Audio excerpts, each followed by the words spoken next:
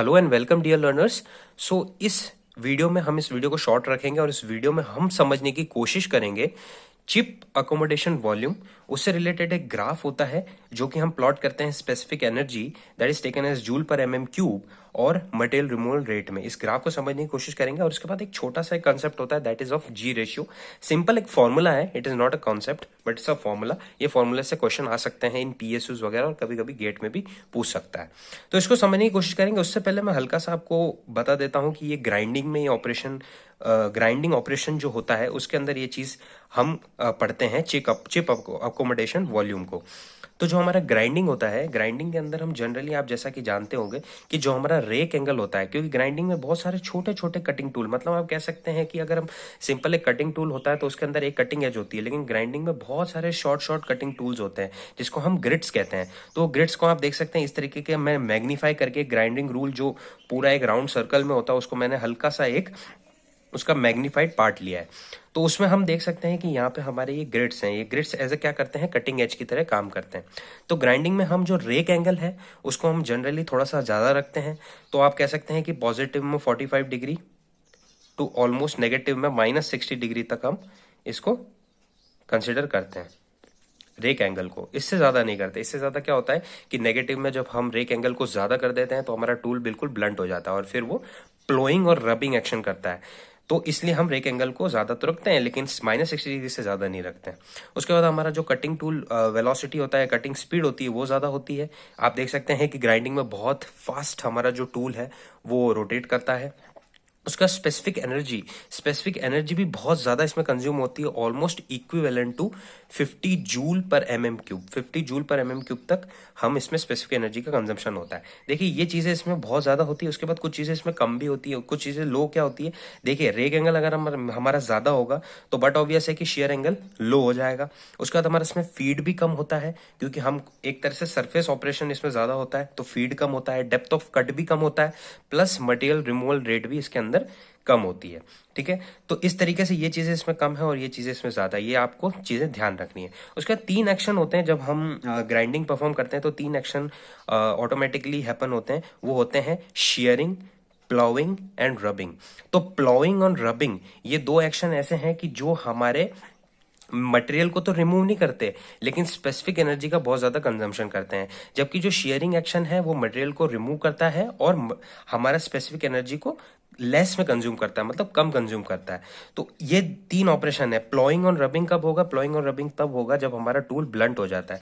तो वो क्या करता है, प्लॉइंग का मतलब आप जैसा कि आप जानते ही हैं कि जब हम उसको मतलब उसके अंदर वो एक प्लास्टिक डिफॉर्मेशन करता है, मतलब जो हमारा वर्क पीस है उसको प्रेस करके उसके अंदर छेद छेद मतलब इस तरीके से गड्ढे टाइप कर देता है, तो उसको हम प्लॉइंग कहते हैं। उसके बाद रबिंग एक्शन में होता है तो फ्रिक्शन क्रिएट होता है जब हमारा टूल रब करता है, मतलब टूल कट तो नहीं करता लेकिन वर्क पीस पे क्या करने लग जाता है, रबिंग करने लग जाता है।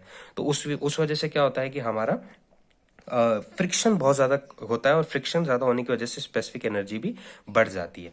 तो हम इस ग्राफ को समझने के लिए रेडी हैं। आप इस ग्राफ को समझते हैं। ग्राफ में क्या है, हमारे पास वाई एक्सिस पे स्पेसिफिक एनर्जी है। ठीक है, स्पेसिफिक एनर्जी हमने किस में ली है, जूल पर एम एम क्यूब में। उसके बाद हमारा क्या है, मटेरियल रिमूवल रेट। अब मटेरियल रिमूवल रेट आप देख सकते हैं, ग्राफ इनिशियली डिप होता है, उसके बाद थोड़ा सा राइज होता है। तो इस पॉइंट के बाद राइज होने का इसका कारण क्या है वो समझेंगे और डिप होने का कारण क्या है। देखिए इनिशियली क्या होता है कि हमने मटेरियल रिमूवल रेट को ज्यादा रखा है, तो मटेरियल रिमूवल रेट को ज्यादा रखा है तो हमने parameters like depth of cut हम ज्यादा दे सकते हैं। तो डेप्थ ऑफ कट हमने ज्यादा दिया, इस वजह से इसमें क्या होता है कि इनिशियली शेयरिंग एक्शन होता है ज्यादा, तो हमारा शेयरिंग एक्शन क्या हो जाएगा इसमें, ज्यादा। तो शेयरिंग एक्शन ज्यादा हो जाता है। और रबिंग और प्लॉइंग जो कि हमारा स्पेसिफिक एनर्जी ज्यादा कंज्यूम करते हैं लेकिन मटेरियल को रिमूव नहीं करते, वो चीज हमारी क्या हो जाती है, कम हो जाती है। तो इनिशियली आप देख सकते हैं कि मेरी स्पेसिफिक एनर्जी क्या होगी, जैसे ही मटेरियल रिमूवल रेट बढ़ाऊंगा तो हमारी स्पेसिफिक एनर्जी क्या हो जाएगी, शेयरिंग ज्यादा होने की वजह से और रबिंग और प्लोइंग कम होने की वजह से हमारी क्या होगी, इनिशियली डिप होगी। इसका मतलब स्पेसिफिक एनर्जी कम होगी और जैसे जैसे मैं मटेरियल रिमूवल रेट को बढ़ाऊंगा एक पॉइंट पे आके फिर ये सडन राइज क्यों हुआ। ये राइज होने का कारण ये है क्योंकि क्या होता है कि जैसे ही हमारा, जैसे आप देख सकते हैं कि इस डायग्राम में वापस आता हूँ, ये डायग्राम एक ग्राइंडिंग व्हील का एक पोर्शन का थोड़ा सा मैग्नीफाइड वर्जन मैंने बनाया है। इसमें छोटे छोटे आप देख सकते हैं ग्रिड्स है। ये ग्रिड से हमारे जो क्या करते हैं, मेटल को कट करते हैं या ग्राइंड करते हैं।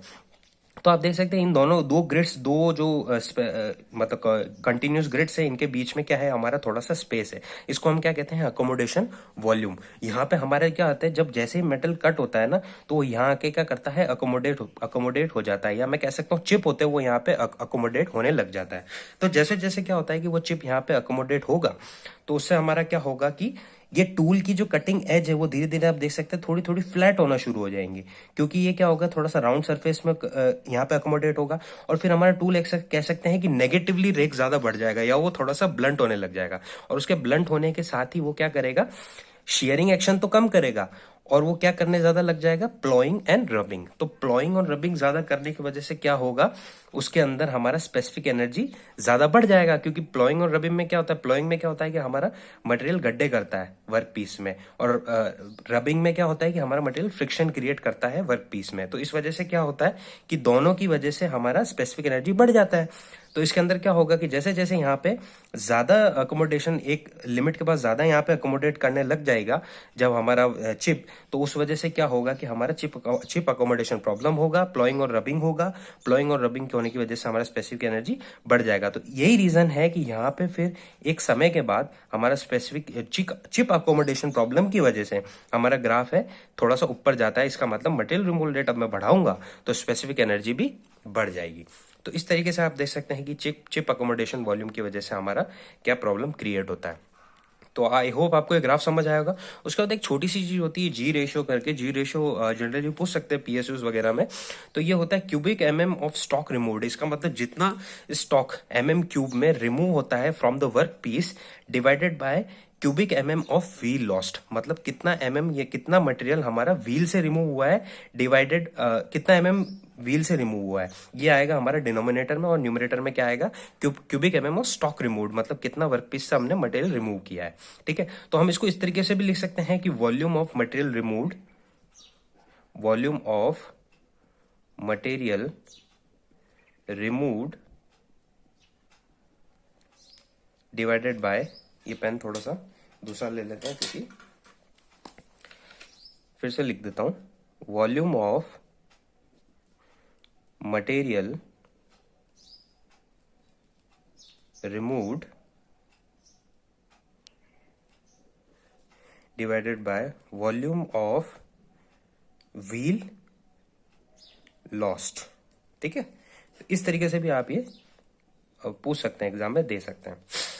तो जनरली हमारा क्या होता है कि ये जो जी रेशो होता है वो 20:1 से लगाकर 80:1 तक होता है। तो ये एक स्टैंडर्ड वैल्यू है, तो ये आपको ध्यान रखनी है। तो इस तरीके से आई होप आपको ये समझ आया होगा। एक छोटा सा मैंने समझाने की कोशिश करी थी in a very small and crisp way. तो आई होप आपको समझ आया होगा, और इस तरीके से वीडियो देखते रहिए। Thanks for watching.